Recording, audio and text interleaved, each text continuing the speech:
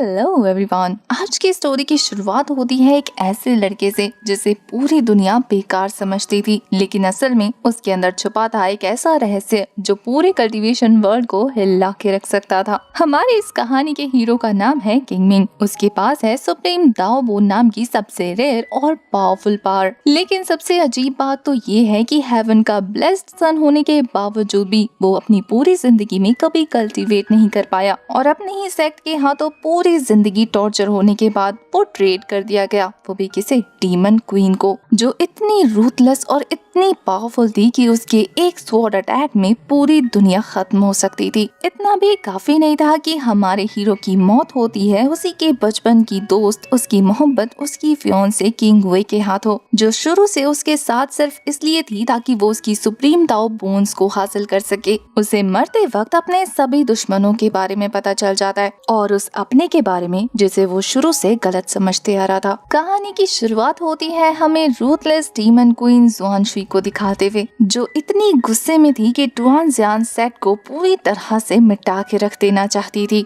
वो वहाँ पर मौजूद कल्टीवेटर्स की मौत बनकर उनके सामने आ जाती है। उसने अपने एक ही अटैक में वहाँ के सुप्रीम एल्डर को अपने घुटनों पर ला दिया था, जो डीमन क्वीन को इतने गुस्से में देखकर एक ही सवाल करते हैं, क्या तुम सच में उस कचरे के लिए टियान जुआन सेट को मिटा देना चाहती हो? पर वो टियान जुआन सेट के डिसाइपल्स को अपने पैरों तले कुचल कर अपने हाथों से रौंदते हुए अपना कोल्ड ऑरा शो करने लग जाती है। उसे किसी की परवाह नहीं थी, इसके बावजूद भी कि टियान जुआन सेट को बचाने के लिए पूरे कॉन्टिनेंट के एल्डर्स, कल्टीवेटर्स उसके खिलाफ हो चुके हैं। वो सबको धमकाते हुए कहती है कि मैंने आज अपने सबसे चहेते इंसान को खोया है। तुम्हें क्या लगता है कि अपनी जान से ज्यादा प्यारे इंसान को खोने के बाद मैं यहाँ किसी को जिंदा छोड़ूंगी? अगर मुझे पूरी दुनिया के खिलाफ जाकर भी टियान जुआन सेट को मिटाना पड़ा तो मैं उसके लिए भी तैयार हूँ। उसने अपना खतरनाक डेमोनिक किलिंग इंटेंट रिलीज करना शुरू कर दिया था, जिससे डर के मारे उनकी सट्टे पिट्टी गुलोनी शुरू हो जाती है। इधर उसके पास एक डिवाइन बोतल मौजूद थी, जिसके अंदर हमें और किसी की नहीं बल्कि किंगमिंग की सोल को दिखाते हैं, जो जुआन शुई को इतने गुस्से में देखकर उसे खामोश रहने को कहता है। किंगमिंग को खुद समझ नहीं आ रहा था कि क्या ये डीमन रूथलेस क्वीन उसके लिए सारी दुनिया से लड़ना चाहती है। डीमन क्वीन के जवाब को सुनकर अब जाकर उसे एहसास होता है कि ये लड़की उसे पागलों की तरह प्यार करती है। इसी के साथ कहानी पीछे जाती है और किंगमिंग अपने लफ्जों में हमें बताता है कि आखिर इन सब की शुरुआत कहाँ से हुई थी। ये बात है आज से ठीक 10,000 साल पहले की, जब मिंगजियांग टेरिटरी, जो कि जुआन शुई का बर्थ लैंड है, वहाँ पर 10,000 सालों तक लड़ाइयाँ होती रही।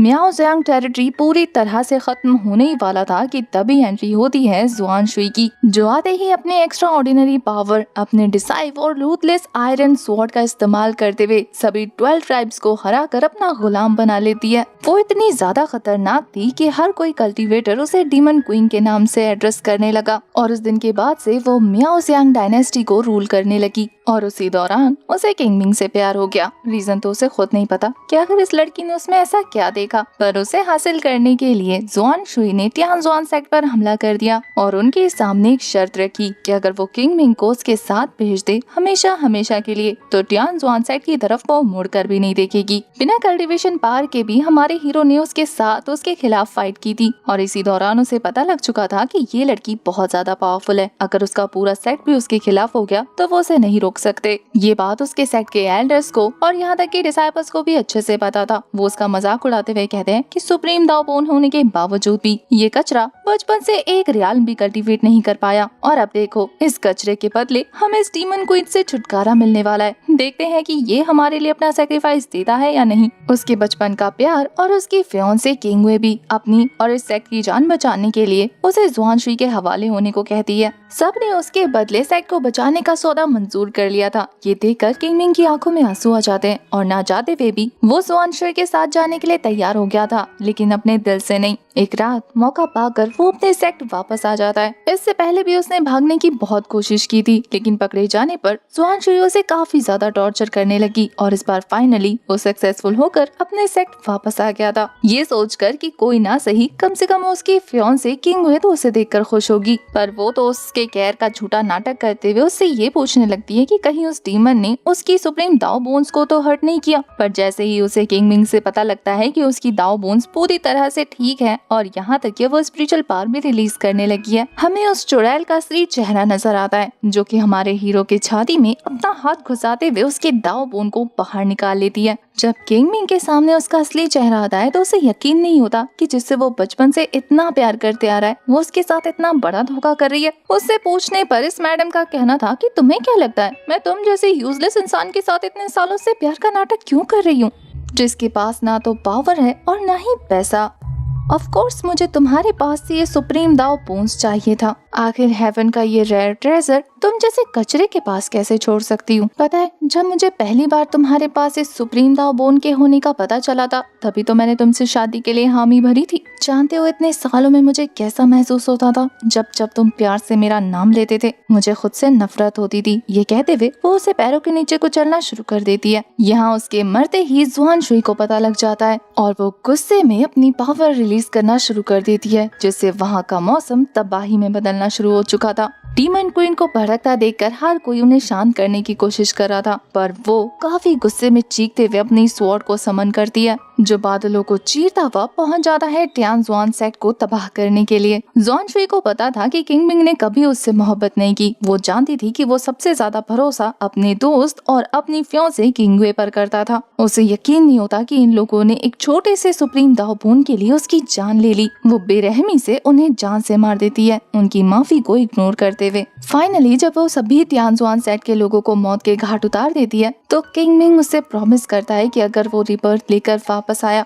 या आफ्टर लाइफ में जुआन श्री से मिला तो वो उसके प्यार को इस बार निग्लेक्ट नहीं करेगा। ये सुनकर तो वो भी इमोशनल हो जाती है। यहाँ कल्टीवेशन वर्ल्ड के सभी कल्टीवेटर मिलकर एक साथ अपनी पावर से उस पर हमला करते हैं। जुआन श्री को अच्छे से पता था कि वो मारी जाएगी पर वो किंग मिंग को छोड़कर वहाँ से जाने को तैयार नहीं होती बल्कि वो उसके सोल के साथ ही अपने डेथ को एक्सेप्ट कर लेती है। उसके मरते ही उसके सोल से मर्ज्ड उसकी स्वॉर्ड सभी पर अटैक करके उस पूरी जगह को डिस्ट्रॉय कर चुकी थी।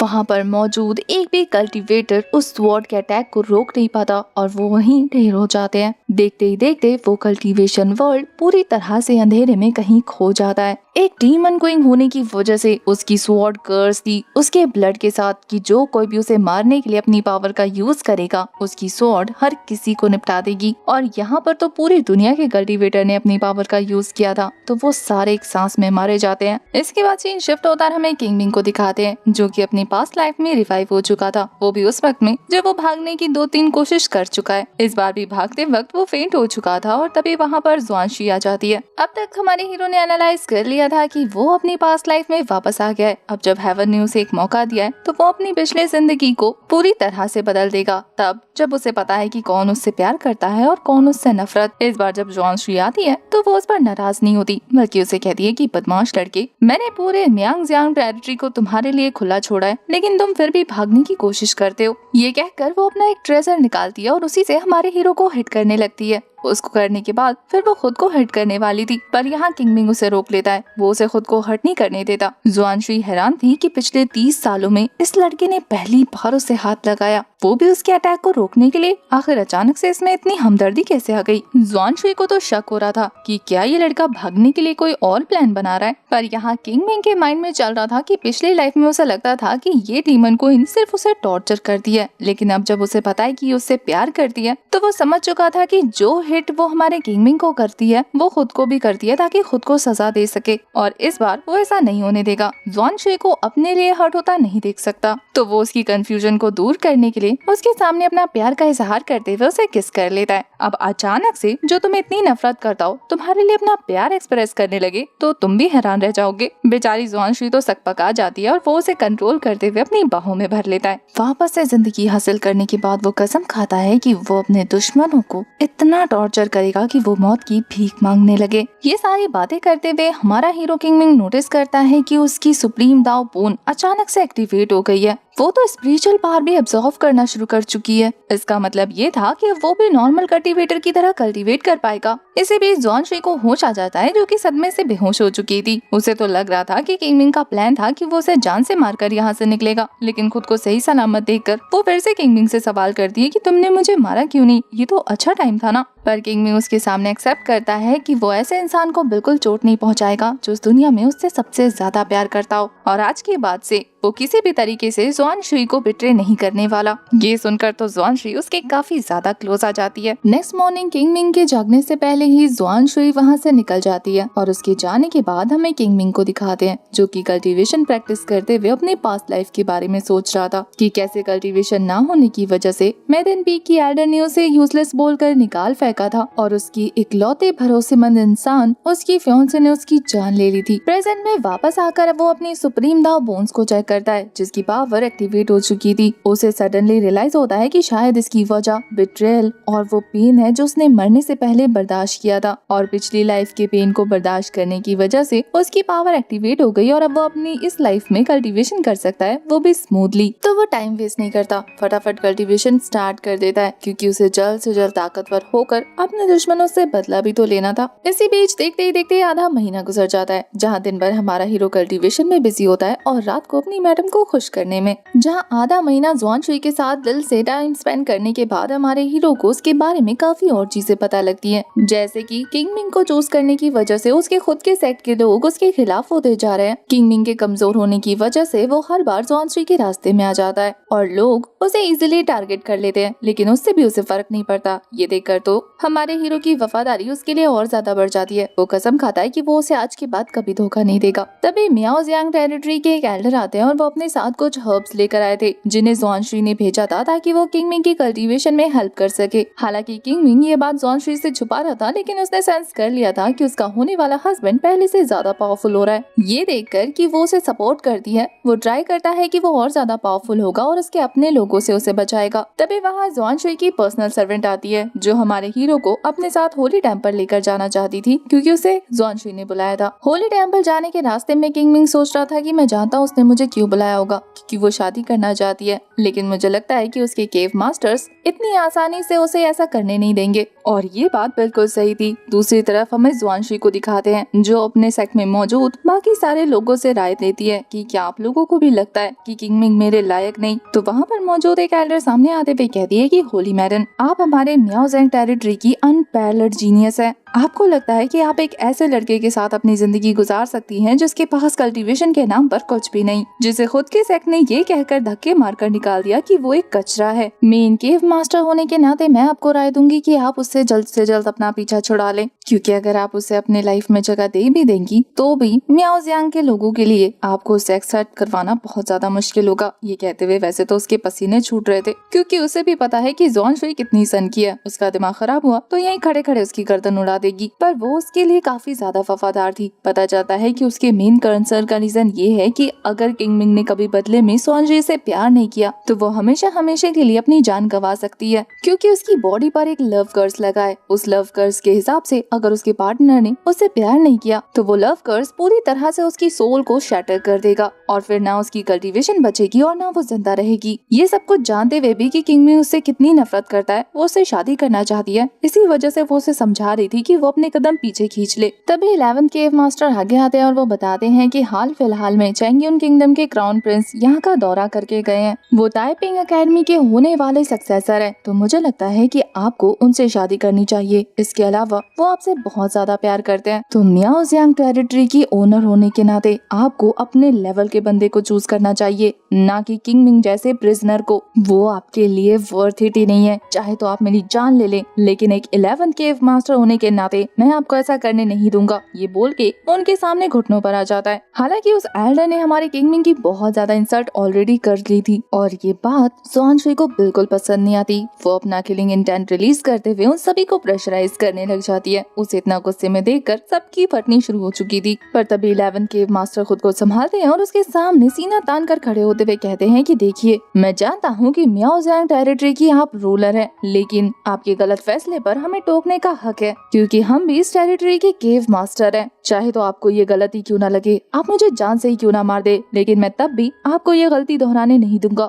आप ऑलरेडी इसे सेट में लाकर पहले ही बहुत बड़ी गलती कर चुकी हैं। और वो इतनी बड़ी बड़ी बातें कर रहा था कि बेचारी ज़ुआनशी का सब्र जवाब दे जाता है। वो कहती है कि तुम्हें क्या लगता है कि मैं तुम्हें जान से नहीं मार सकती। ये कहते हुए अपने टू फिंगर का यूज करके अपनी पावर रिलीज करती है और वो बंदा देखते ही देखते वहाँ ढेर हो जाता है और उसको देखने के बाद सबकी सिट्टी पिट्टी गुल हो जाती है। ज़ुआनशी द बैडस्ट क्वीन सबको धमकाते हुए कहती है कि क्या अब किसी को किंग मिंग से मेरी शादी को लेकर कोई प्रॉब्लम है। इससे पहले कि कोई कुछ कहता, वो फिर से अपनी पावर रिलीज करते हुए कहती है कि यहाँ मैंने सबको अपना ऑर्डर सुनाने के लिए बुलाया था, ना कि उनका सजेशन सुनने के लिए। मेरी उससे शादी होगी और ये फाइनल है। वो सभी को धमका रही थी कि उतने में किंग मिंग की एंट्री हो जाती है, जिसे देखते ही बेचारी का टोन पूरी तरह से चेंज हो जाता है। प्यार में पगलाई हुई लड़की बैडी से क्यूटी बन जाती है। वो ऐसे बिहेव कर रही थी जैसे कि बेचारी को किसी को धमकाना तो आता ही नहीं। किंग मिंग को देखकर वो उसे अपनी सीट ऑफर करती है। उतने में एक एल्डर के अंदर हिम्मत आती है कि वो उसे टोके, क्योंकि वो उसके सामने वो नहीं करने वाला था। तभी अपने सामने पड़े हुए 11th केव मास्टर की लाश देखकर बेचारे की बोलती बंद हो गई थी, क्योंकि उसे अपनी गर्दन हलाल नहीं करनी थी। यहाँ ज़ुआनशी बड़े प्यार से किंग मिंग को अपनी शादी का कार्ड दिखाती है, जो उसे बड़ा पसंद आता है। वो कहता है कि तुम जैसा चाहो वैसा करो, मुझे वही पसंद है जो तुम्हें पसंद है। ये सुनकर तो वो बच्चों की तरह खुश हो जाती है कि तभी वहाँ पर 10th केव मास्टर आते हैं, जो उन दोनों को इंटरप्ट करते हुए कहते हैं कि मुझे माफ कीजिए, मैं जानता हूँ कि आप किंग मिंग से शादी करना चाहती हैं, लेकिन आपको ये भी पता होगा कि प्रिंस किंग मिंग की कोई पोजीशन नहीं है। अगर ऐसे में आप उनके साथ शादी करेंगी तो मियाओ ज़ियांग के बाकी टेरिटरी के लोग उसे बिना किसी पोजीशन होल्डर के तौर पर एक्सेप्ट करने से मना कर सकते हैं। तो मुझे लगता है कि उनकी रेपुटेशन को ठीक करने के लिए आपको उन्हें 11th केव मास्टर की जगह दे देनी चाहिए, जो कि ऑलरेडी डेड है। और वो इसका फैसला किंग मिंग पे छोड़ देता है, क्योंकि उसका मानना था कि किंग मिंग इस फैसले के लिए बिल्कुल भी हामी नहीं भरेगा, क्योंकि वो तो यहाँ से भागने की तैयारी कर रहा है ना।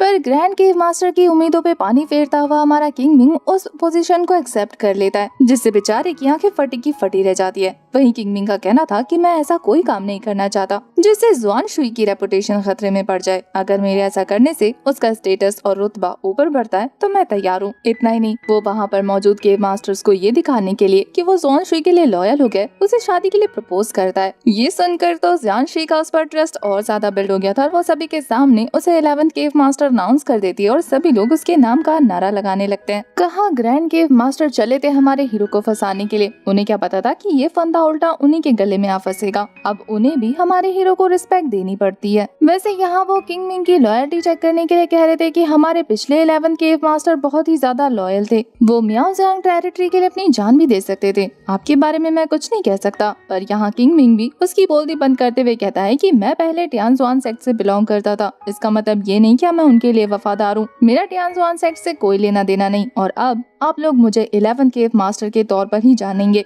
अब जब उसने ये कह दिया था तो बाकी सबको उसके आगे झुकना ही पड़ता है, यहाँ तक कि ग्रैंड केव मास्टर को भी। और फिर वो ज़ुआनशी का हाथ पकड़कर उससे वादा करता है कि आज से मियाओ ज़ियांग टेरिटरी को वो उसी के साथ मिलकर रिबिल्ड करेगा। ज़ुआनशी उसके हर फैसले में उसके साथ थी। वो कहती है कि जब तक तुम मेरे साथ हो, तुम कुछ भी करो, मुझे किसी चीज की परवाह नहीं, मैं सारे फैसलों में तुम्हारा साथ दूंगी। लेकिन उसी बीच किंग मिंग उससे सवाल करता है कि क्या वो टियानजुआन सेक्ट जा सकता है। ये सुनकर हमारी ज़ुआनशी को लगता है कि बस अब इसने अपने असली रंग दिखाने शुरू कर दिए। वो कहती है कि इसी वजह से तुम मुझे बरगला रहे थे, बहला रहे थे, ताकि तुम टियानजुआन सेक्ट वापस जा सको। पर तभी किंग मिंग उसे शांत करते हुए कहता है कि शायद तुम गलत समझ रही हो। मैं टियानजुआन सेक्ट इसलिए नहीं जा रहा कि मैं यहाँ से भागना चाहता हूँ, बल्कि मैं तो तुमसे शादी करके हमेशा हमेशा के लिए मियाओ ज़ियांग टेरिटरी में रहना चाहता हूँ और इसी वजह से मुझे टियानजुआन सेक्ट से अपनी बिलोंगिंग्स वापस लेकर आनी है। मेरे माता पिता के मरने के बाद उनकी दी हुई आखिरी निशानियां वहाँ पर पड़ी हैं, उनका मेमोरियल टेबल वहाँ पड़ा है। मैं अपनी चीजें वहाँ नहीं छोड़ सकता। अब जब मेरा फ्यूचर मियाओ ज़ियांग टेरिटरी के साथ जुड़ा हुआ है। अब जाकर ज़ुआनशी को उसकी बात पर यकीन होता है। वो कहती है कि क्या तुम सच कह रहे हो? तुम अब कभी टियानजुआन सेक्ट वापस नहीं जाओगे? वो तो अपने दाव हार्ट की कसम खाते हुए कहता है कि आज के बाद मैं किंग मिंग मियाओ ज़ियांग टेरिटरी के लिए पूरी तरह से वफादार हूँ। मैं अपनी पिछली जिंदगी में कभी वापस नहीं जाऊंगा और अगर मैंने मियाओ ज़ियांग टेरिटरी को धोखा देने की कोशिश की तो मैं यही मारा जाऊंगा। उसके मरने वाली बात पर ज़ुआनशी उसका मुंह बंद करते हुए कहती है कि खबरदार, अगर तुमने दोबारा मरने की बात की तो।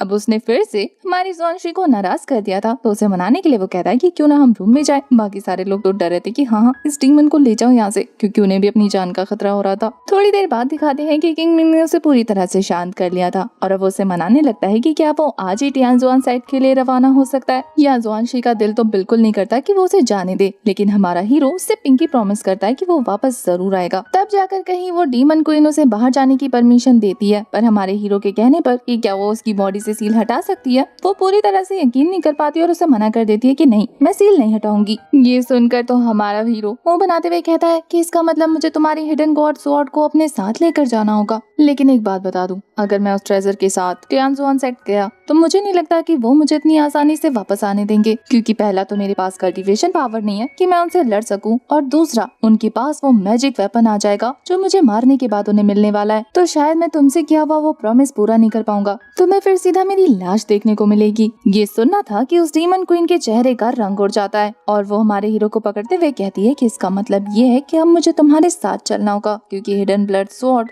तुम कभी टच नहीं कर सकते, और मेरे रहते अगर किसी ने तुम्हारी तरफ देखा भी तो मैं उसकी आंखें निकाल लूंगी। किंग मिंग को कहाँ ही प्रॉब्लम होने वाली थी, वो उसके साथ जाने के लिए तैयार हो जाता है। इसके बाद जब हमारा हीरो तैयार हो रहा था तो अपने चेहरे की देख देख के कुछ ज्यादा ही तारीफ कर रहा था। इस बात पर तो जुआनशी को ताल में कुछ काला लगने लगता है। वो कहती है कि याद रखना, तुम पर अब सिर्फ मेरा हक है, अगर तुम्हारी वो फियांसे तुम्हारे सामने आने की कोशिश करेगी या इम्प्रेस करेगी तो दोनों को इसका भुगतान भरना होगा। वो तो डर जाता है और उसे शांत कराने के लिए उसके बालों में हेयरपिन लगाने लगता है। लेकिन यहाँ मैडम कुछ और ही सोच रही थी कि पिछले 30 सालों से इसके हाव भाव बदले हुए थे और अब अचानक से इसे मुझ पर प्यार आ रहा है, मुझसे शादी करने के लिए तैयार हो गया। इतना ही नहीं, अपने बचपन के प्यार को भूलकर ये हमेशा हमेशा के लिए म्याओ ज़ियांग सिटी रहना चाहता है। क्या इसे लगता है कि मैं इतनी बेवकूफ हूँ? ये मेरा फेवर जीत कर यहाँ से भागने की प्लानिंग तो नहीं कर रहा। अभी भी इसे पूरा भरोसा नहीं हुआ था। उसे तो लगता है कि वहाँ जाने के बाद भी वो भागने की कोशिश करेगा। किंग मिंग लाख कोशिश करता है कि वो उसे समझाए कि ऐसा कुछ नहीं है, पर उसके दिमाग में तो पूरा वो शक बैठ चुका था। यहाँ जुआनशी जाती और अपने हिडन ब्लड स्वॉर्ड को बाहर निकालती है, जिसकी टेरिफाइंग ऑरा को देखते ही हमारा किंग मिंग बहुत बुरी तरीके से डर चुका था कि इस कर्स ब्लड से कोई नहीं बच सकता। आज तक जिस किसी ने भी इस स्वॉर्ड के सामने आने की जरूरत की है उसका मरना तय रहा है। यहाँ जुआनशी अकेले नहीं जाती, बल्कि एक खास भरोसेमंद साथी को अपने साथ रख लेती है। किंग मिंग भी समझ चुका था कि इस लड़की के दिल को पिघलाना बहुत मुश्किल होगा। वो दोनों ब्लड स्वॉर्ड की हेल्प से पलक झपकते ही टियानजुआन सेक्ट पहुँच जाते हैं, जहाँ हर 10 सालों में होने वाले डिसाइबल रिक्रूटमेंट की सेरेमनी चल रही थी।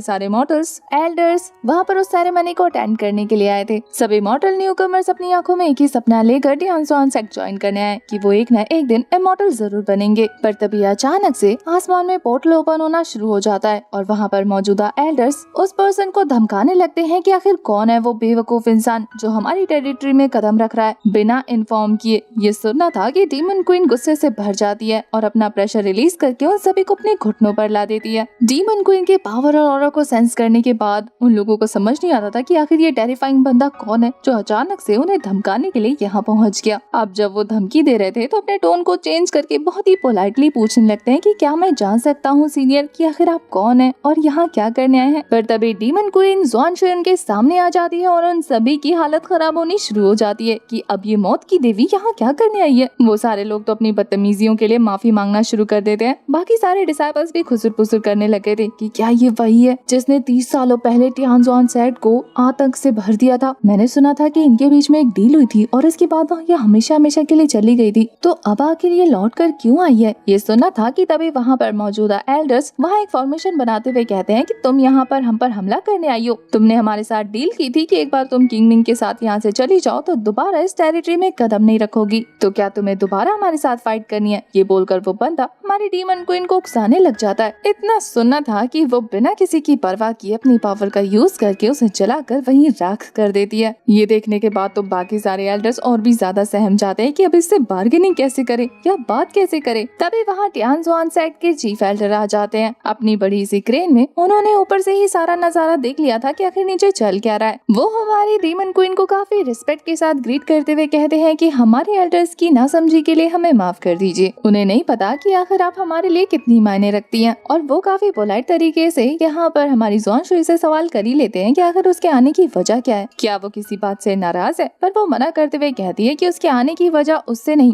बल्कि उसके हस्बैंड से जुड़ी है। वो यहाँ पर अपनी बिलोंगिंग्स लेने आए हैं। जुआन शुई किंग मिंग को अपना हस्बैंड बोल के एड्रेस करी थी, तो ये सारे लोग हैरान थे कि आखिर इस जैसे डीमन क्वीन का हस्बैंड कौन है। वो पूछ लेता है कि क्या मैं आपके हस्बैंड का नाम जान सकता हूँ। तभी काफी गुस्से में किंग मिंग खुद को इंट्रोड्यूस करता है। वो सारे एल्डर्स तो सहम जाते हैं कि ये हमारी डीमन क्वीन का हस्बैंड बना है। इतने सालों तक तो बस उन्हें यही लग रहा था कि जुआन शुई टॉर्चर करने के लिए किंग मिंग को अपने साथ ले गई है, पर जैसे ही उन्हें पता लगता है कि किंग मिंग का ओहदा उनसे कितना ऊपर चला गया है, तो उसे भी वो काफी पोलाइटली ट्रीट करने लगते हैं कि यंग मास्टर, हमें पता नहीं था कि आप उनके हस्बैंड है। किंग मिंग उन्हें टोटली इग्नोर करते हुए कहता है कि मुझे अपनी बिलोंगिंग्स लेनी है और हमेशा हमेशा के लिए यहाँ से चले जाना है। ये सुनकर तो उनकी हालत खराब हो जाती है कि हमेशा हमेशा के लिए। ये बात उनके लिए बहुत ज्यादा अजीब थी, लेकिन वो जुआन शुई के सामने ज्यादा रिएक्ट नहीं कर सकते थे, इसीलिए उसे जाने को अलाउ कर देते हैं और पीछे से अपने एक बंदे को कहते हैं कि जल्दी से जाओ, जेड-पी की एडर टियान क्योंग को जाकर बोल दो कि यंग मास्टर किंग मिंग को किसी भी तरीके की तकलीफ नहीं होनी चाहिए। वही टेलीपोर्टेशन अरे का यूज करते हुए हमारा हीरो अपने रेजिडेंस के बाहर पहुंच जाता है, जहां जाते ही किंग मिंग को अपनी एक जूनियर सिस्टर नजर आती है जो पहले उसे काफी ज्यादा बुली किया करती थी, पर हमारा हीरो उसे देखते ही इग्नोर करना शुरू कर देता है क्योंकि वो उसके साथ बहस में नहीं पड़ना चाहता था। अब जब उसे उसकी असलियत पता है तो वो उसके मुंह नहीं लगना चाहता। उसकी जूनियर यहाँ उसकी फिक्र दिखाकर उससे 1000 तरीके के सवाल पूछती है कि क्या तुम ठीक हो, यहाँ आने की वजह कहीं तुम्हारी कल्टीवेशन की ग्रोथ तो नहीं है, क्या तुम हमेशा हमेशा के लिए मियाओजियांग टेरिटरी को छोड़कर यहाँ आ गए। पर हमारा हीरो उसे मना कर देता है, हालांकि वो उसे पूरी तरह से इग्नोर करने की कोशिश कर रहा था। ये लड़की किंग वे की सबसे ज्यादा वफादार थी, इसी वजह से भी हमारा हीरो उसे देखना नहीं चाहता था क्योंकि वो सारी अपडेट जाकर अपनी स्वीट हार्ट को दे देगी। वो हमारे हीरो से उसके सुप्रीम दाओपोन के बारे में पूछती है, जिसे सुनते ही किंग मिंग काफी बुरी तरीके से ट्रिगर हो जाता है। वो कहता है कि मेरे सुप्रीम दाओपोन से तुम्हारा क्या लेना देना, क्या कुछ और सुनना चाहती हो। वो लड़की तो ये सुनकर सहम जाती है। वही हमारे हीरो के मन में चल रहा था कि एक बार उसकी कल्टीवेशन पीक पर पहुंच जाए, फिर वो एक एक से गिनकर बतला लेगा, क्योंकि उसने उस लड़की के बदलते भाव को पहचान लिया था। वो जानता है कि ये लड़की आज भी उसके सामने अच्छा बनने का नाटक कर रही है ताकि उससे जुड़ी सारी खबरें वो जाकर किंगजुए को दे सके। उसे तो बस फटाफट अपने पेरेंट्स की बिलोंगिंग्स लेनी है और यहाँ से निकलना है। वो लड़की भी किंग मिंग के पीछे इसीलिए पड़ी थी ताकि वो देख सके कि आखिर वो यहाँ क्या करने आया है। टियान जुआन सेक्ट बुरा है, इसके बारे में तो आपको पता है, लेकिन वो कितना बुरा था और किंग मिंग को किस हद तक ट्रीट करता था वो आपको अभी पता लग जाएगा कि वो किंग मिंग को एक कचरा समझकर उसे बीस्ट चैम्बर में रहने की जगह देते थे। जैसे ही वो जूनियर हमारे हीरो को बीस्ट चैम्बर में जाता हुआ देखती है, वो कहती है कि आप अपनी फेवरेट जगह क्या करने जा रहे हैं। ये सुनकर कि ये लोग सोचते हैं कि उसकी फेवरेट जगह है, उसे गुस्से में काफी हंसी आ जाती है। वो अपना गुस्सा कंट्रोल नहीं कर पाता और उस पर चढ़ते हुए कहता है कि तुम्हें किसने कहा कि ये मेरी फेवरेट जगह हुआ करती है। तुम्हारे उस जूनियर ब्रदर फी जुआन ने मेरी कोई फेवरेट जगह रहने भी दी है, क्योंकि वो उसे जानबूझ के टॉर्चर करने के लिए बीच चैम्बर में रखता था। जैसे ही हमारा हीरो अपने पेरेंट्स की बिलोंगिंग्स लेने के लिए अंदर जाता है, उसे देखने को मिलता है कि उसका सारा सामान पहले ही हटवा दिया गया है। ये देखने के बाद तो उसका गुस्सा 7वें आसमान पर पहुंच जाता है और वो उसी लड़की को धमकाने लग गया था जो वहाँ आई थी। वो उसी से पूछने लगता है कि आखिर इन सबके पीछे कौन है। जैसे ही वो फी जुआन का नाम लेती है, किंग में खुद को संभाल नहीं पाता और उसको मारने के लिए वहाँ से रवाना हो जाता है। हालांकि इस बीच जब किंग मिंग वहाँ से दूर जा रहा था तो हमें पता चलता है कि जुआन शुई ने उसकी बॉडी में जो सील लगाया है वो उससे दूर जाने पर जुआन शुई को हर्ट करता है। इसीलिए जैसे जैसे हमारा हीरो जुआन शुई से दूर जा रहा था, उसे अपनी बॉडी में चेंजेस फील हो रहे थे। उसकी पावर धीरे धीरे बूस्ट हो रही थी और वो समझ जाता है कि जुआन शुई ने उसकी बॉडी में सील इसलिए नहीं लगाया था ताकि वो उसे रोक सके, बल्कि इसीलिए भी लगाया था ताकि वो उसकी पावर को बढ़ा सके, जो कि उसे स्पिरिचुअली स्ट्रेंथ देता है। इस पूरी दुनिया में अगर कोई सच में उससे प्यार करता है तो वो जुआन शुई है। और वहीं दूसरी तरफ जुआन शुई को गलतफहमी होने लग गई थी कि कहीं किंग मिंग सच में भागने तो नहीं लगा, क्या वो सच में एक बार फिर से उसे धोखा देने वाला है। उसके हाथों से खून निकलना शुरू हो गया था और उसका भरोसा डगमगाने लग गया था। इन सारी बातों से बेखबर कि किंग मिंग तो अपने जूनियर से बदला लेने आया है। किंग मिंग जुआन के रेजिडेंस के बाहर पहुंचता है और अपनी स्पिरिचुअल पावर का यूज करके उसके पूरे रेजिडेंस को वहीं ढेरोशाही कर देता है। बेचारे के पैरों तले जमीन खिसक जाती है और वो अपने घर से अपनी जान बचाने के लिए तेजी में बाहर निकलता है। उसके साथ किंगवे भी मौजूद थी। वैसे तो किंग मिंग को उसकी असलियत पहले से ही पता है, लेकिन किंगवे उसे अचानक से अपने सामने देखकर सकपका जाती है। उसे अभी अपना असली चेहरा हमारे हीरो को नहीं दिखाना था, तो वो उसे सफाई पेश करने लग गई थी, ये कहते हुए कि किंग मिंग, तुमने अपने आने की खबर मुझे नहीं दी, वरना मैं तुम्हें लेने आती। और रहा सवाल फी जुआन के घर से निकलने का, तो असल में कल रात को मेरे घर में किसी डीमन बीस्ट ने अटैक कर दिया था, तो मुझे जूनियर ब्रदर ने बचाया और इसी वजह से मैं उनके घर रहने आ गई। अपनी तरफ से तो उसने काफी अच्छी स्टोरी बनाई थी, लेकिन अब हमारे हीरो के सामने उसकी दाल निकलने वाली। वो सीधा उसे मुंह पर बेशरम कहता है कि आखिर तुम कितना झूठ बोलोगी, तुम्हारी हिम्मत कैसे हुई डीमन बीस्ट को मेंशन करने की, जबकि वो अभी अभी उनके चेंबर से होकर आया और सारे बीस्ट अपनी जगह पर मौजूद है। ये लड़की उसे गुस्से में देखकर उसे गले से लगाते हुए कहती है कि क्या तुम्हें मेरी बातों पर यकीन नहीं है। उसे लग रहा था कि ऐसा करने से किंग मिंग का गुस्सा शांत हो जाएगा और वो फिर से उस पर भरोसा करेगा, पर मिंग तो गुस्से में अपनी पावर रिलीज करके उसे खुद से दूर पुश कर देता है, ये कहते हुए कि तुम बहुत ज्यादा घिनौनी हो। अपने लिए मिंग का रूखा व्यवहार देखकर वो पूरी तरह से हैरान थी। उसे लगता है कि इसके पीछे पक्का मियाओ जियांग की उस विच का हाथ है, और ये चीज वो किंग मिंग के सामने बोल भी देती है कि कहीं वो चुड़ैल तुम्हें कंट्रोल तो नहीं कर रही। अगर ये प्रीवियस लाइफ होती तो शायद किंग मिंग उसकी बातों पे भरोसा करते हुए जुआन शुई को ही दोषी मान लेता, या वो किंग हुई की बातों पर यकीन कर लेता। लेकिन इस बार उसे साफ साफ पता है कि कौन उसके साथ है और कौन उसके खिलाफ, तो वो जुआन शुई के बारे में एक भी बुरा लफ्ज नहीं सुनता, बल्कि अपनी स्वॉर्ड निकाल कर उस पर स्ट्राइक थ्रो करते हुए कहता है कि तुम्हारी हिम्मत कैसे हुई अपनी गंदी जबान से उसका नाम लेने की। उस बंदी की तो हालत खराब हो जाती है, पत्थर से टकरा कर खून की उल्टियां करने लगती है। अब तक उसे भी समझ आ चुका था कि किंग मिंग के दिल से उसके लिए मोहब्बत मिट चुकी है। वहीं अपनी सीनियर सिस्टर को खतरे में देखने के बाद ये चौहान नाम का चमचा फटाफट से उन्हें प्रोटेक्ट करने पहुंच जाता है कि सीनियर ब्रदर आखिर आपको क्या हुआ है, आप सीनियर सिस्टर से इतना बेरुखी से क्यों व्यवहार कर रहे हैं, क्या आपको मेरी किसी बात से नाराजगी है तो आप मुझे हिट कीजिए लेकिन उन्हें कुछ मत कीजिए। पर तभी मिंग को आसमान में स्पिरिचुअल पावर सेंस हो जाती है और वो कहता है कि देखो तुम्हारी हेल्प करने के लिए मास्टर और सीनियर सिस्टर्स यहाँ पर आ चुकी हैं, अब तुम दोनों को एक्टिंग करने की जरूरत नहीं, तुम दोनों अपना असली चेहरा दिखा सकते हो। पता चलता है कि ये लोग और कोई नहीं बल्कि जेड पीक की मास्टर टियान है और उनके साथ उनकी पावरफुल डिसाइपल्स, जो हमारे हीरो को देखते ही सेंस कर लेती है कि किंग मिंग अब कल्टीवेशन कर सकता है। वो हैरान तो बहुत थी, लेकिन इस बात पर उसे टॉन्ट करते हुए कहती है कि तुम कल्टीवेशन कर सकते हो इसका मतलब ये नहीं कि बिना वजह अपनी सीनियर्स और जूनियर्स पर हमला करो। किंग मिंग को पहले से ही पता था कि ये उसका साथ नहीं देगी, लेकिन वो उस पर बरसते हुए कहता है कि आपकी ये कहने की हिम्मत कैसे हुई कि मैं बिना वजह इन पर अटैक कर रहा हूँ। क्या आप जानते हैं कि आपके प्यारे डिसाइपल्स ने मेरे साथ क्या किया है? मेरी गैर मौजूदगी का फायदा उठाते हुए इन्होंने मेरे बिलोंगिंग्स को मेरे रेजिडेंस से हटाकर वहाँ बीस्ट पालने शुरू कर दिए हैं। ये कहते हुए वो अपने मन में सोच रहा था कि अगर ये उसकी प्रीवियस लाइफ होती तो वो इस गलती के लिए इन लोगों से सामने से माफी मांगता, क्योंकि ये लोग उसे कचरे की तरह जो ट्रीट करते थे। लेकिन अब जब उन्हें इन सबकी असलियत पता है तो वो इनके आगे बिल्कुल नहीं झुकने वाला। वो जानता है कि ये लाइफ और डेथ का मैच होने वाला और वो इसे मरते दम तक लड़ेगा। तभी एक और हमारे हीरो की सीनियर्स जो कि उसके खिलाफ थी, ऑब्वियसली वो जॉन का साथ देते हुए कहती है कि किंग मिंग शांत हो जाओ, तुम जानते हो कि तुम अब यहाँ पर नहीं रहते, और वैसे भी ये कमरे की तो बात थी, किसे पता था कि तुम मियाओ जियांग टेरिटरी से वापस आ जाओगे। जेड पीक में कितने सारे कमरे हैं, तुम्हें जो पसंद हो वो रख लो, और वैसे भी तुम्हारे जाने के बाद तुम्हारा कमरा खाली था, इसीलिए हमारे जूनियर ब्रदर ने बस उसका अच्छे से इस्तेमाल किया है। तुम्हें इतनी छोटी सी बात पर इतने नखरे दिखाने की जरूरत नहीं है। पर ये सुनते ही किंग मिंग ट्रिगर हो जाता है और अपनी पूरी पावर अनलिश करने लगता है। उसके चारों तरफ एक डेमोनिक टेरिफाइंग ऑरा सेंस हो रहा था। उसके माथे पर एक सील एक्टिवेट हो जाती है और वो अपनी स्वॉर्ड निकालता है और अपनी पूरी पावर को रिलीज करना शुरू कर देता है। उसने कसम खाई थी कि वो जॉन को आज जान से मार कर ही दम लेगा। यहाँ जैसे जैसे किंग मिंग अपनी पावर को रिलीज कर रहा था, सेक्ट के एल्डर को पता लग जाता है। वो इतने ज्यादा हैरान थे कि वहाँ से तुरंत रवाना हो जाते हैं। उनके पीछे पीछे जुआन शुई और उसका सर्वेंट भी निकल जाता है। यहाँ अब तक काफी देर हो चुकी थी। किंग मिंग ने जबरदस्त स्लैश रिलीज कर दिया था जो जाते ही सीधा जॉन से हिट होता है और बेचारा मुंह के बल जमीन पर गिर चुका था। इस खतरनाक अटैक की वजह से वो खुद को संभाल नहीं पाता और वहीं ढेर हो जाता है। तभी किंग मिंग के सारे सीनियर्स उसे चारों तरफ से घेर कर अपनी स्वॉर्ड की नोक पर रख लेते हैं, ये कहते हुए कि तुमने कल्टीवेशन क्या शुरू कर दी, तुम अपने जूनियर्स को जान से मारने की कोशिश कर रहे हो। यही वजह थी कि शायद इतने सालों से तुम कभी कल्टीवेशन नहीं कर पाए। अब तक किसी को भी वहाँ पूरी बात पता नहीं थी, पर किंग मिंग भी लाइक अगर मैं उसे जान से नहीं मारता तो मैं अपने पेरेंट्स से कभी नजरें नहीं मिला पाता। यहाँ किंग विल फिर से किंग मिंग को शांत करने के लिए अपनी चिकनी चुपड़ी बातों का इस्तेमाल करने लग गई थी, ऐसा शो करते हुए जैसे उसे किसी चीज के बारे में कोई खबर नहीं। उसे लगता है कि किंग मिंग ने उसकी वजह से जॉन को जान से मारा। वो कहती है कि मेरे और जॉन के बीच में कुछ भी नहीं था, मैं तो सिर्फ तुमसे प्यार करती हूँ। वही किंग मिंग भी लाइक अगर तुम मुझसे प्यार करती तो मेरी गैर मौजूदगी में मेरी प्रीशियस चीजों को संभाल कर रखती, ना कि उसका साथ देती जिसने मेरे माँ बाप की आखिरी निशानी उनके मेमोरियल टेबल को ही डिस्ट्रॉय कर दिया हो। इस बारे में शायद किंग मिंग को कोई खबर नहीं थी। वो ये खबर सुनते ही हैरान रह जाती है। उसका रिएक्शन देखते ही किंग मिंग भी समझ जाता है, पर इस बात पर वो उसे टॉन्ट करना नहीं भूलता कि देखो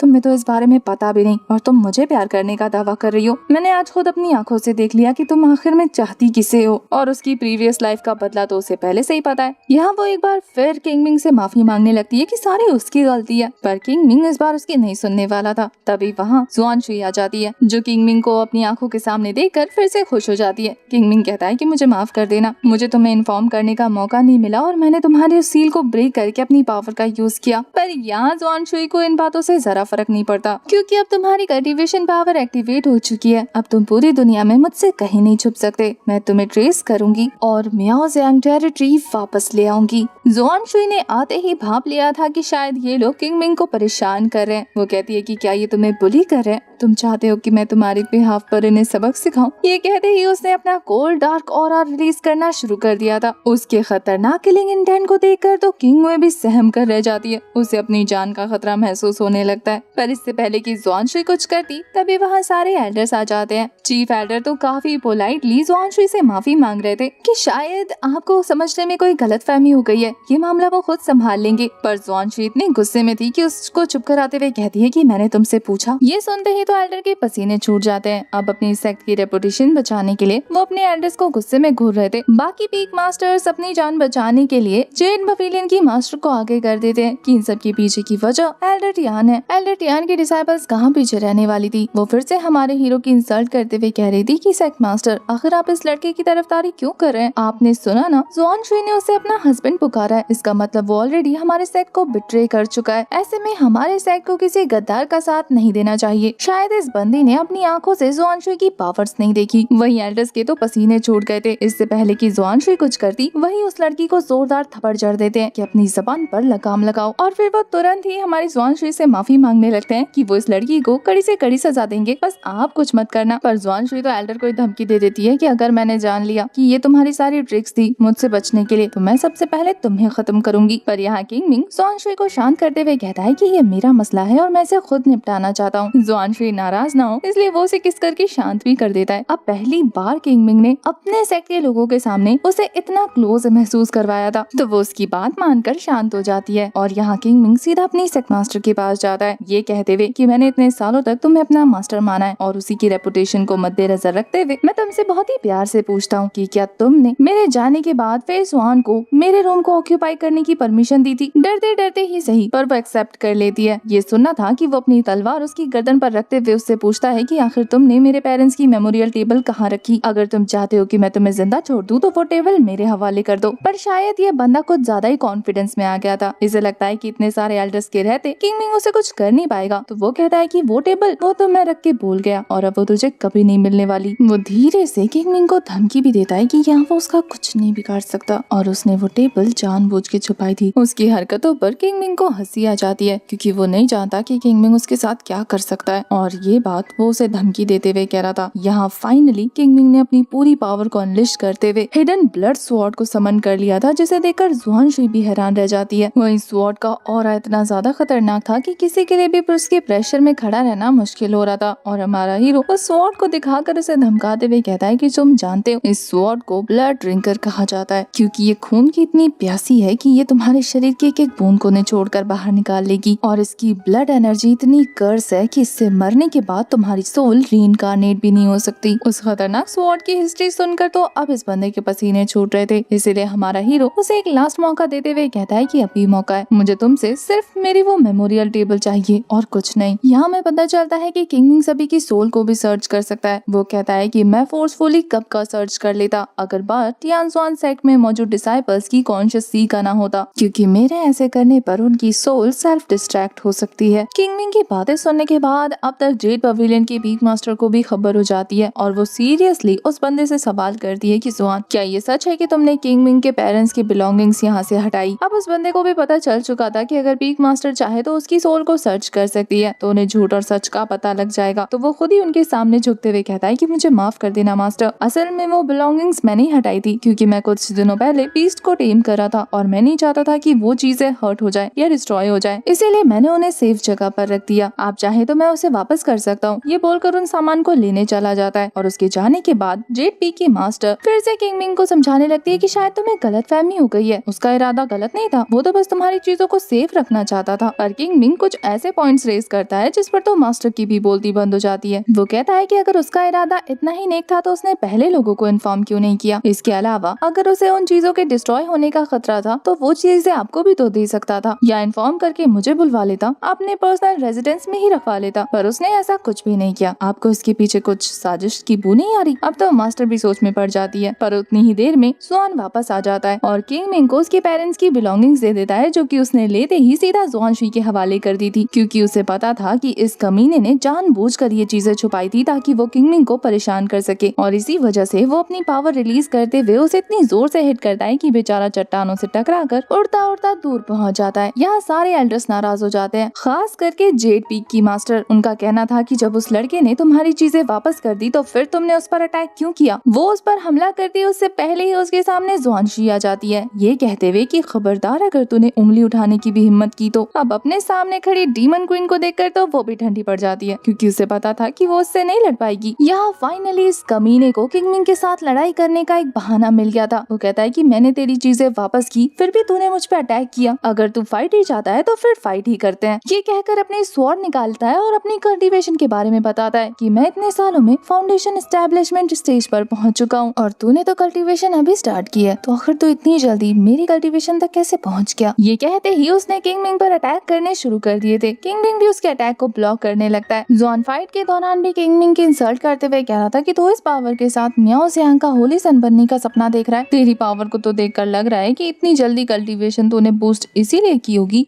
क्योंकि तू डेमोनिक पावर का यूज कर रहा है। किंग मिंग उसे कोई एक्सप्लेनेशन नहीं देता, बल्कि कहता है कि चाहे मैंने किसी भी तरीके से कल्टीवेशन की हो, ये पावर इनफ है तुझे जान से मारने के लिए। पर जुआन उसकी बातों को बहुत हल्के में लेता है और देखते ही देखते वहाँ खड़े खड़े ब्रेक थ्रू कर लेता है। टियान जुआन साइड के लोगों को यकीन नहीं होता कि इसे 1 महीना भी नहीं हुआ और ये दोबारा ब्रेक थ्रू करने लग गया। आखिर इतनी मैसिव तरीके से ग्रोथ कैसे पॉसिबल है? यही चीज तो किंग मिंग को भी काफी ज्यादा ऑड लग रही थी। पर यहाँ सभी को शॉक करते हुए हमारा किंग मिंग भी अपनी ब्रेक थ्रू को कंप्लीट कर लेता है, जुआन को ये कहते हुए कि तुझे क्या लगा सिर्फ तुझे ही बैटल के दौरान ब्रेक थ्रू करना आता है? उसकी मैसिव पावर देखकर तो बाकी सारे लोग मुंह फाड़ कर उसे देखने लगते हैं कि क्या ये वही क्रिपल है जो हमारी सेट में कोई कचरा था? आखिर ये दोनों के दोनों बैटल के दौरान ब्रेक थ्रू कैसे कर सकते हैं? ये तो इम्पॉसिबल है। यहाँ तक कि जेड पी की मास्टर भी हैरान थी। पर जुआन को तो अभी भी लग रहा था कि किंग मिंग किसी तरीके की ट्रिक सीख गया है। वो कहता है कि ट्रिक तो इम्प्रेसिव थी, लेकिन अब देखना है कि आप मेरे सामने स्टैंड कर भी पाते हो या नहीं। ये कहकर वो अपनी स्वॉर्ड को उसकी छाती के अंदर धंसाने वाला था कि तभी हमारा हीरो अपने 2 फिंगर से उसके अटैक को ब्लॉक कर लेता है। जुआन काफी ज्यादा शॉक रह गया था इस रिएक्शन को देखकर। वहीं किंग मिंग भी लाइक अभी तो बहुत कुछ है जो तुमने एक्सपेक्ट नहीं किया होगा। तुम जूनियर ब्रदर हो और तुमने एक चीज नोटिस नहीं की कि तुम्हारा सीनियर इतना भी ज्यादा केयरलेस नहीं था। तुमने शायद इन 1000 सालों में मुझे अच्छे से नोटिस नहीं किया कि मेरी बेसिक स्किल्स शुरू से ही बहुत ज्यादा अमेजिंग रही है। मेरी फाउंडेशन ऑर्डिनरी लोगों के मुकाबले में 1000 गुना ज्यादा अच्छी है। तुम सिर्फ हेवन के एक केव को ओपन कर सकते हो और मैं 9।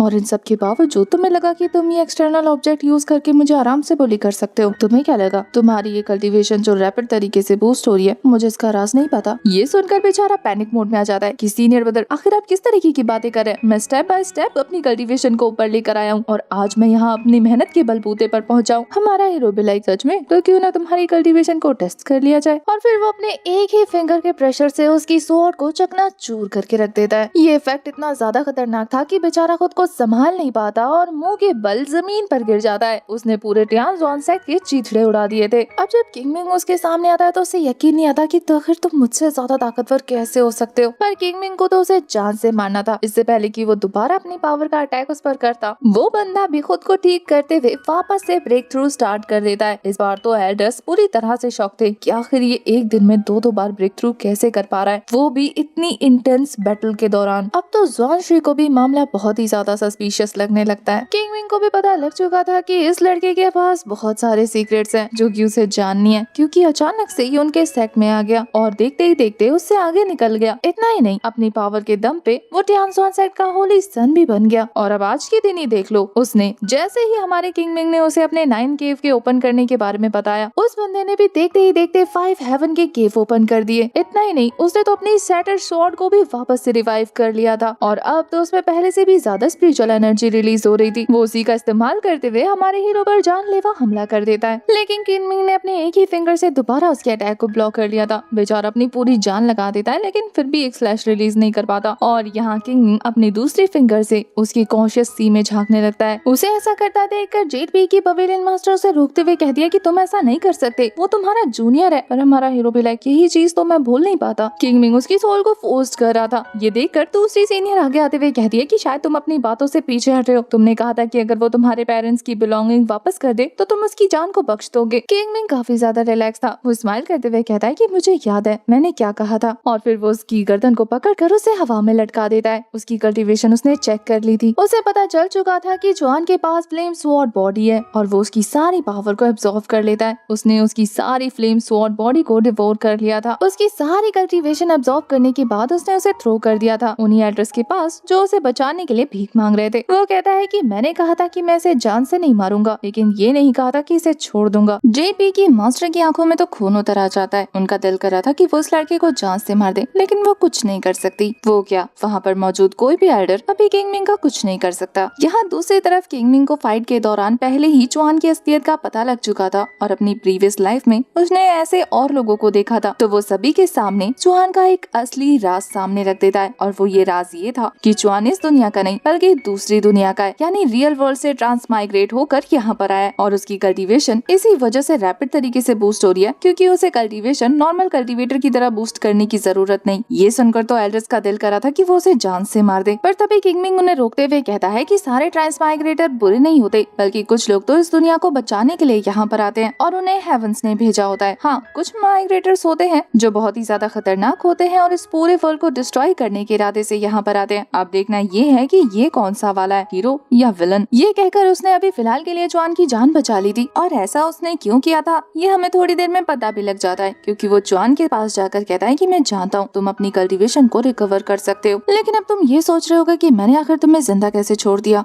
जबकि मेरे पास इतना अच्छा मौका था तुम्हें जान से मारने का। सच में जॉन यही सोच रहा था। उसका सीक्रेट इतनी आसानी से रिवील हो गया। उसे तो अब हमारे किंग मिंग पे डाउट होने लग गया था कि आखिर ये है क्या चीज। असल में किंग मिंग ने अपनी प्रीवियस लाइफ में बहुत सारे ऐसे ट्रांसमाइग्रेटर को देखा था और उसी की वजह से उसे पता लग जाता है कि चुआन भी उन्हीं में से एक है। अब उसे पता करना था कि चुआन के पास ऐसी कौन सी एबिलिटी है जिससे वो इतनी तेजी से पावरफुल हो रहा है। ये बात उसने चुआन को कह भी दी थी। 2 रीजन है तुम्हें जिंदा छोड़ने के। पहली ये कि मुझे वो तुम्हारा सीक्रेट जानना है, और दूसरी ये कि तुम्हें मारने के बाद मेरा कोई फायदा नहीं होने वाला, और दूसरा कोई ट्रांसमाइग्रेटर ढूंढने में मुझे काफी वक्त लगेगा। एक एडिशनल रीजन ये भी है कि इन लोगों को तुमसे बहुत उम्मीद है। मैं भी देखना चाहता हूँ कि तुम इनकी उम्मीदों पे कैसे खरे उतरते हो। तभी जॉन के कान के पीछे एक सिस्टम एक्टिवेट होता है। पता चलता है कि दूसरी दुनिया से आने के बाद सिस्टम उसकी हेल्प कर रही थी पावर गेन करने में। सिस्टम यहाँ जॉन को बताती है कि मास्टर, काफी अजीब बात है, देखने में आया है कि इस वर्ल्ड में जितने भी ट्रांसमाइग्रेटर आए थे वो धीरे धीरे पकड़े जा चुके हैं। उनकी संख्या 50 से ज्यादा है और अब आपकी कल्टीवेशन भी क्रिपल हो चुकी है। लेकिन आप फिक्र ना करें, अगर आप दिए हुए टास्क को कंप्लीट कर लेंगे तो आपकी कल्टीवेशन वापस आ जाएगी। उसका टास्क ये था कि उसे हमारे हीरो को बैटल के लिए चैलेंज करना था। तो फिर क्या था, वो बंदा पूरे जोश में खड़ा होता है और हमारे हीरो को चैलेंज करने लगता है कि तुम मुझे जूनियर कहते हो ना, मुझे पावर में खुद से कम समझते हो ना, तो ठीक है 30 साल का वक्त हो, 30 साल में मैं तुमसे बैटल जरूर करूंगा, 1 on 1, वो भी डेथ मैच। उसने काफी जोर शोर से हमारे हीरो को ललकारा था, पर हमारा हीरो काफी कामली आंसर देता है कि अगर तुम्हें 1 on 1 बैटल करनी है, वो भी डेथ मैच, तो मैं इसके लिए तैयार हूँ। लेकिन मैं तुम्हें बता दूं कि तुम्हारा हाल भी वैसा ही होगा जैसे बाकियों का हुआ था, क्योंकि अभी भी म्याओजियांग टेरिटरी में 50 ट्रांसमाइग्रेटर्स पड़े हैं, वो भी लाश बनकर, जिनके सीक्रेट को रिवील करने के लिए उन पर रिसर्च चल रही है, और तुम भी उनमें से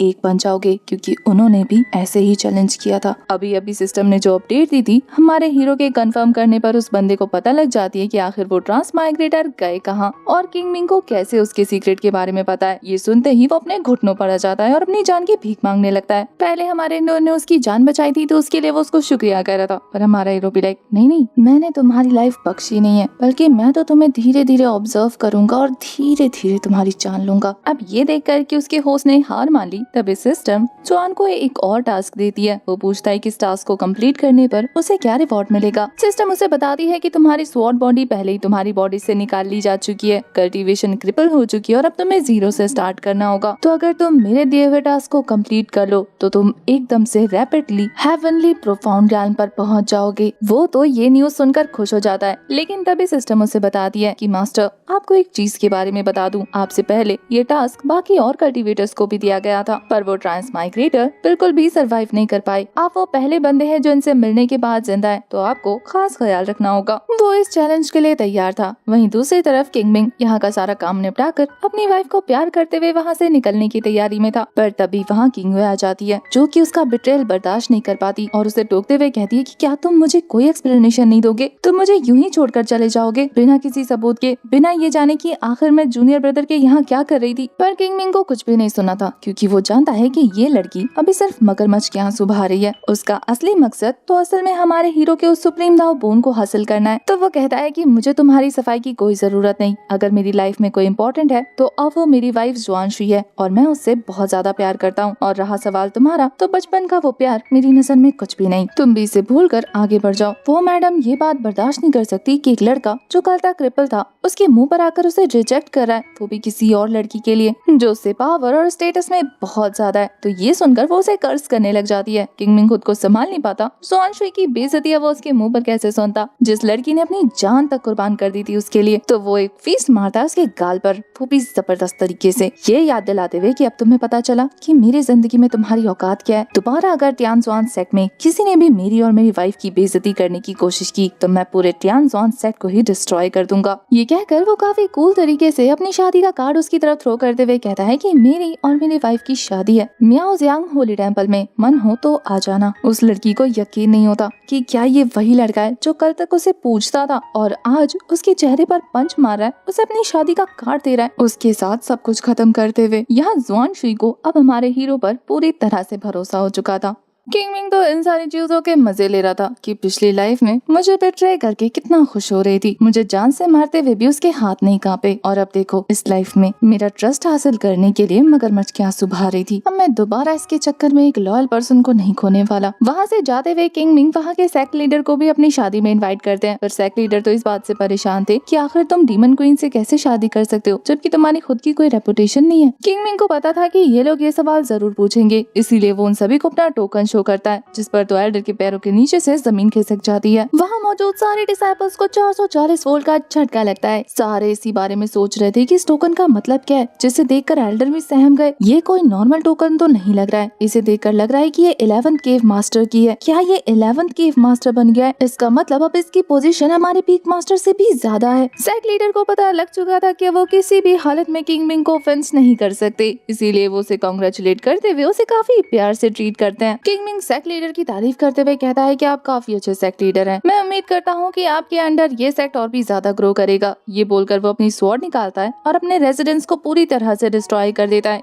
ये कहते हुए आज के बाद से मैं किंगमिंग मियाओजियांग टेरिटरी का 11th केव मास्टर हूँ और अब मेरे यहाँ कोई जगह नहीं, तो फिर मेरा रेजिडेंस भी क्यों बाकी रहे? मैंने यहाँ से अपनी सारी बिलोंगिंग्स वापस ले ली हैं और अब मेरे यहाँ कोई जरूरत नहीं। ये कहते हुए वो बड़े प्यार से हमारी जुआनशी का स्वॉर्ड उसे वापस कर देता है कि ये लो तुम्हारी स्वॉर्ड, इससे जो करना था मैं कर चुका। उस स्वॉर्ड को वापस लेते हुए जुआनशी उसे धमकी देती है कि अगर आज के बाद से दोबारा बिना पूछे मेरी स्वॉर्ड को हाथ लगाया तो इसके लिए तुम्हें सजा मिलेगी। जुआनशी सीरियस नहीं थी, बल्कि वो हमारे हीरो को टीज कर रही थी और ये बात उसे पता लग जाती है, तो वो कहता है कि मैं तुम्हारी किसी भी पनिशमेंट के लिए तैयार हूँ। अब वो पावरफुल कवल वहाँ से अपनी हैप्पी लाइफ के लिए निकल जाता है। पीछे जुआन को दिखाते हैं जिसकी हालत खराब थी और उसकी सीनियर सिस्टर्स अभी भी उसे सहारा दे रही थी। उन्हें अब भी लगता है कि किंगमिंग ने काफी गलत किया और वहाँ पर अगर किसी की गलती नहीं थी तो वो जुआन था। बेवजह बेचारे उनके जूनियर ब्रदर को क्रिपल होना पड़ा, लेकिन यूजलेस होने के बावजूद भी वो उसे अकेला नहीं छोड़ेंगी। यहाँ जुआन अच्छा बनने का नाटक करते हुए इन दोनों सीनियर सिस्टर से कहता है कि मैं आप लोगों को एक सच बताना चाहता हूँ, जो भी किंगमिंग ने कहा वो सच था। मैं इस दुनिया का नहीं हूँ बल्कि ट्रांसमाइग्रेट होकर आया हूँ और मेरी कल्टीवेशन भी रैपिडली इसीलिए बूस्ट हो रही थी क्योंकि मेरे पास नॉर्मल कल्टीवेटर जैसा कल्टीवेट करके पावर हासिल करने की पावर नहीं है, बल्कि कुछ और एक्स्ट्रा ऑर्डिनरी है। तो क्या आप लोगों को मुझसे डर नहीं लगता? ये सुनकर वो दोनों सीनियर सिस्टर कहती हैं कि लेकिन नहीं, हमें तुम पे ट्रस्ट है, तुम हमारे साथ रहते आए हो, हम तुम्हें जानते हैं, तुम बिल्कुल बुरे नहीं हो। जैसा कि उस किंगमिंग ने कहा था, हम जानते हैं कि तुम इतना पावरफुल इसीलिए हो रहे थे क्योंकि तुम हमारे टियानजुआन सेक्ट को एक दिन प्रोटेक्ट करोगे, इस पूरे कल्टीवेशन वर्ल्ड को प्रोटेक्ट करोगे, शायद यही तुम्हारा मकसद है। अब ये देखकर कि ये उसके हत्थे चढ़ चुकी है तो अब उसे अपना सारा ध्यान किंगवे पे लगाना होगा, क्योंकि अभी अभी किंगमिंग जो उसके साथ करके गया है उसके बाद तो बहुत ही मुश्किल है कि वो उसे घास डाले, क्योंकि वो किंगवे का इस्तेमाल करते हुए अपने आने वाले मिशन को कंप्लीट करने वाला है। और इसके साथ ही आज जो किंगमिंग ने उसके साथ किया, सबके सामने उसे जलील किया और उसकी पावर छीनी, उसका बदला भी वो उससे जरूर लेगा। उसके लिए भी उसने प्लानिंग करनी स्टार्ट कर दी थी। अब देखना ये है कि आगे ये हमारे हीरो को कैसे रोकता है, क्योंकि इसी के साथ हमारे इस पार्ट की एक्सप्लेनेशन होती है खत्म। आपको ये सीरीज कैसी लगी, कंटिन्यू करो या नहीं, कमेंट करके जरूर बताना। पसंद आए तो रेड हार्ट, कंटिन्यू करो तो पिंक हार्ट, और अगर कोई और दूसरी करूँ तो ब्लैक हार्ट सेंड कर देना। चैनल पर और भी अमेजिंग वीडियोस देखने के लिए याद से सब्सक्राइब कर देना। तब तक के लिए bye bye, tata, take care.